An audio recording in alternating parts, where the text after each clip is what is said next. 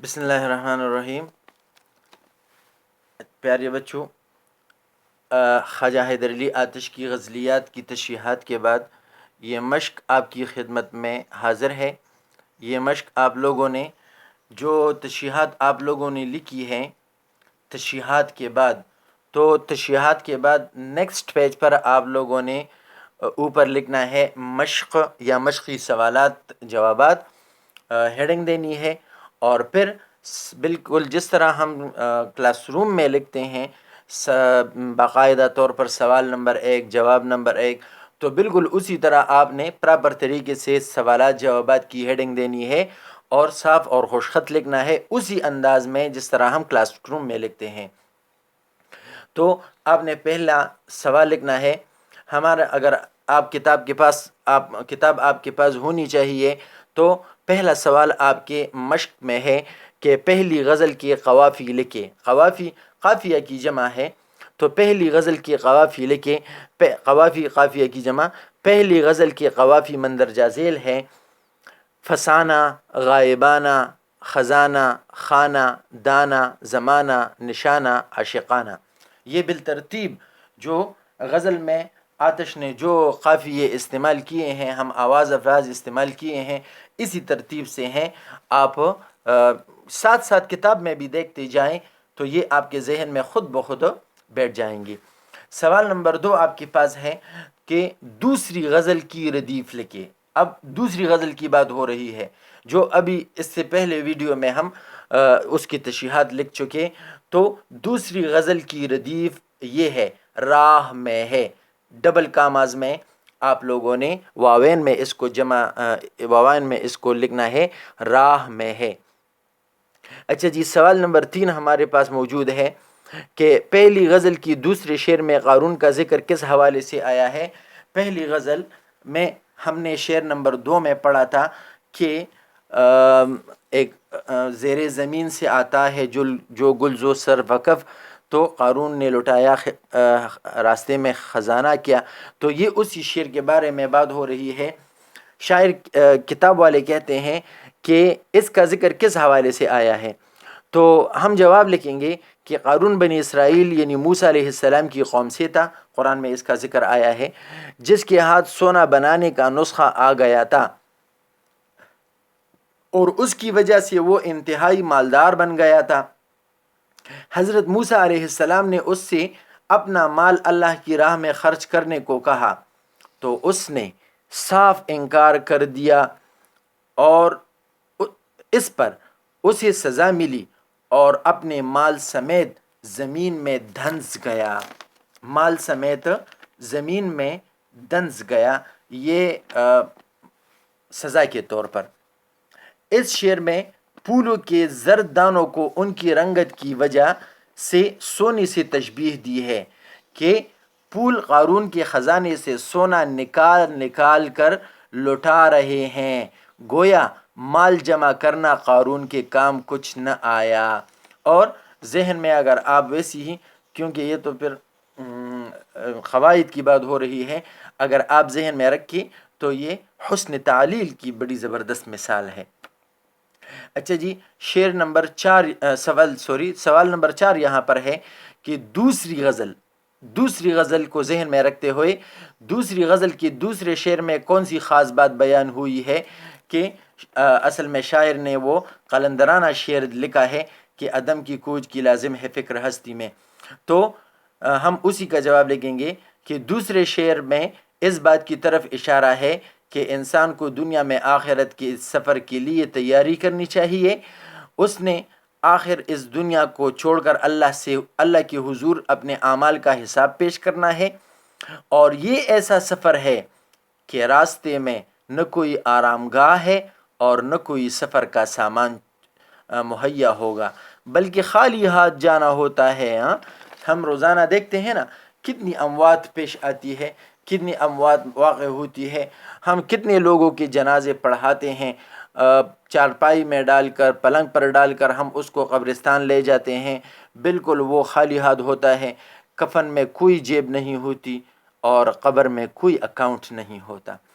دنیا آخرت کی کہتی ہے، اس لیے اس دنیا میں آخرت کا سامان کر لینا چاہیے۔ اچھا جی، اس کے بعد سوال نمبر 7، مندرجہ ذیل کس قسم کے مرکبات ہیں؟ کس قسم کے مرکبات؟ تو اگر کتاب آپ کے پاس ہونی چاہیے، آپ کتاب میں دیکھتے جائیں وہاں پر، اور پھر اسی سوال کا جواب یہاں پر پڑھتے جائیں، لکھتے جائیں، سمجھتے جائیں، تو انشاءاللہ پھر بعد میں آپ کے لیے کسی پریشانی کا سامنا نہیں کرنا پڑے گا۔ مندرجہ ذیل کس قسم کے مرکبات ہے؟ ہمیشہ اس طرح سوال آتا ہے، تو یہ اصل میں مرکبات کے نام دریافت کرنے ہوتے ہیں۔ کتاب والے یا ایگزامز والے، پیپر والے، وہ آپ سے یہ پوچھنا چاہتے ہیں کہ یہ جو مرکب آپ کے سامنے پیش کیا گیا ہے اس کا نام لکھیں۔ تو یہاں پر آپ دیکھیں زیر زمین، زیر زمین، تو زیر زمین کو اگر ہم آگے پیچھے کریں تو یہ اس میں کھا آ جائے گا، یعنی زمین کے نیچے۔ تو جب اس میں کی آ گیا تو یہ مرکب اضافی بن گیا۔ تبل و علم، درمیان میں واو ہے، بالکل صاف علامت ہے، حروف عطف میں سے ہے واو، تو مرکب عطفی بن گیا۔ رگ گل، یعنی گل کی رگ، تو کی اس میں آ جاتا ہے تو یہ مرکب اضافی بن جاتا ہے۔ دام و دانہ، اس میں واو ہے جو حرف عطف ہے، تو لہٰذا یہ مرکب عطفی بن جائے گا۔ ہاں، یہ آخری جو مثال ہے تو اس میں بڑی ایک راز کی بات چھپی ہے۔ یہاں آپ دیکھیے، یہ ہے شجر سایہ دار۔ اس کی جو شکل ہے، جو بناوٹ ہے، تو یہ مرکب اضافی کی طرح ہے، لیکن یہاں پر ہم نے لکھا ہے مرکب توصیفی۔ تو اس میں راز یہ ہے کہ اگر آپ یہ شجر سایہ دار، یہ سایہ دار جو ہے اس کو آپ آگے کریں تو اس میں کا آتا ہے یا نہیں؟ تو اگر ہم اس کو آگے بھی لے جائیں، سایہ دار شجر، سایہ دار کا شجر تو نہیں آ سکتا نا، تو سایہ دار شجر، تو یہاں چونکہ یہ دونوں صفت اور موصوف بن رہے ہیں تو لہٰذا یہ مرکب توصیفی بن جائے گا۔ کون سا مرکب؟ مرکب توصیفی۔ اور اس طرح کی مرکبات ہمیشہ یہ پیپر میں آتے رہتے ہیں کہ وہ دیکھنا چاہتے ہیں کہ اچھا آیا یہ بچہ کنفیوز ہوتا ہے یا نہیں، لیکن آپ لوگوں نے کنفیوز نہیں ہونا ہے۔ مصر مکمل کریں گے، کہتی ہے تجھ کو خلق خدا غائبانہ کیا، اور جو الفاظ مسنگ ہے کتاب میں، یعنی جو کتاب والوں نے مانگے ہیں، تو یہاں پر وہ ہم نے انڈر لائن کیے ہیں، تو آپ لوگوں نے یہ اسی طرح بلیک مارکر سے لکھنے ہیں۔ تبلو علم ہی پاز ہے اپنے نہ ملک و مال، نہ ملک و مال، یوں مدعی حسد سے نہ دے داد تو نہ دے، عدم کی کوچ کی لازم ہے فکر ہستی میں، فکر ہستی میں، یہ آپ لوگوں نے بلیک مارکر سے۔ خدا تو دوست ہے دشمن ہزار راہ میں ہے، یہ آپ لوگوں نے بلیک مارکر سے لکھنا ہے۔ اور اگلا سوال بہت ہی پیارا ہے، بہت ہی زبردست۔ اس سے پہلے آپ لوگ 7 کلاس میں یہ پڑھ بھی چکے ہیں۔ 7 کلاس میں ہم پڑھ چکے تھے زمانی الفاظ کے بارے میں۔ زمانی الفاظ یہاں پر کتاب میں ذکر آیا ہے، باقاعدہ انہوں نے تعریف دی ہے، اور پھر ہم سے کہا ہے، ہم سے مانگا ہے کہ زمانی الفاظ کسے کہتے ہیں، نیز آپ 5 زمانی الفاظ کے جوڑے بنائیں اور ان کو جملوں میں استعمال کریں تاکہ آپ کی خوب پریکٹس ہو جائے اور آپ کل کو اس بارے میں کوئی کنفیوژن نہ رہے۔ تو اسی انداز میں ہم پراپر طریقے سے سب سے پہلے اس کی تعریف لکھتے ہیں، اور پھر اس کے چونکہ اس کے جوڑے بن جاتے ہیں تو آگے ہم اس کو جملوں میں بھی استعمال کریں گے۔ زمانی الفاظ کی تعریف، ایسے الفاظ کو زمانی الفاظ کہتے ہیں، ایسے الفاظ کو زمانی الفاظ کہتے ہیں جن کے 2 مختلف معنی ہوں، جن کے 2 مختلف معنی ہوں۔ یہ مختلف لفظ اس میں لازمی ہونا چاہیے، اگر 2 مختلف معنی نہیں ہوں گے تو وہ لفظ زمانی نہیں کہلائے گا، اور اگر 2 مختلف معنی ہوں کہ ایک معنی ایک جگہ استعمال ہو رہا ہے، دوسرا معنی دوسری جگہ استعمال ہو رہا ہے، تو پھر ایسا لفظ ہی زمانی لفظ کہلائے گا۔ اکثر اوقات ایسا ہوتا ہے کہ ایک معنی مذکر استعمال ہوتا ہے اور دوسرا معنی مؤنث استعمال ہوتا ہے۔ پھر آپ لوگوں نے ایک لائن کھینچنی ہے، ایک طرف لکھیے زمانی الفاظ اور سامنے لکھیے جملے۔ تو جس طرح میں نے عرض کیا کہ زمانی لفظ کے دو مختلف معنی ہوتے ہیں، دو مختلف معنی، تو ہم اس ایک لفظ کو دونوں معنوں میں استعمال کریں گے، تب ہی یہ لفظ ہم پر ظاہر ہو جائے گا، ہم پر اچھی طرح واضح ہو جائے گا۔ فرض کرے یہ لفظ، پہلا لفظ ہے ہمارے پاس شام، تو شام کی ایک معنی ہے مغرب کا ٹائم، جس طرح میں کہتا ہوں میں شام کے وقت کرکٹ کھیلتا ہوں، میں شام کے وقت سیر کرتا ہوں، میں شام کے وقت فٹ بال کھیلتا ہوں، میں شام کے وقت اپنے باغ میں جاتا ہوں، وغیرہ وغیرہ۔ شام، اب یہی شام ہے لیکن یہ دوسرے معنی میں ہے۔ پرانے زمانے میں ملک شام تجارت کا اہم مرکز تھا، ملک شام، اب یہاں پر ملک شام جو ہے مشہور ملک ہے، تو اس کی طرف اشارہ ہے۔ اچھا جی، کان یہ ایک ہی لفظ ہے کان، لیکن دو مختلف معنوں میں۔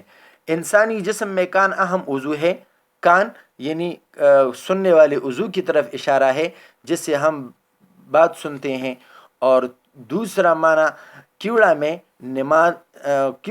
نمک کی اہم کان موجود ہے، اہم کان موجود ہے۔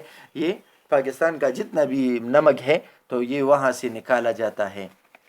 اچھا جی، تیسرا لفظ ہے سیر۔ سیر ایک معنی ہے سیر کرنا، تفریح لینا، میں صبح سویرے سیر کرتا ہوں، لیکن یہی سیر اس کا دوسرا معنی ہے خوب پیٹ بھر کر، مہمانوں نے خوب سیر ہو کر کھانا کھایا۔ اب چوتھا لفظ ہمارے پاس ہے بار۔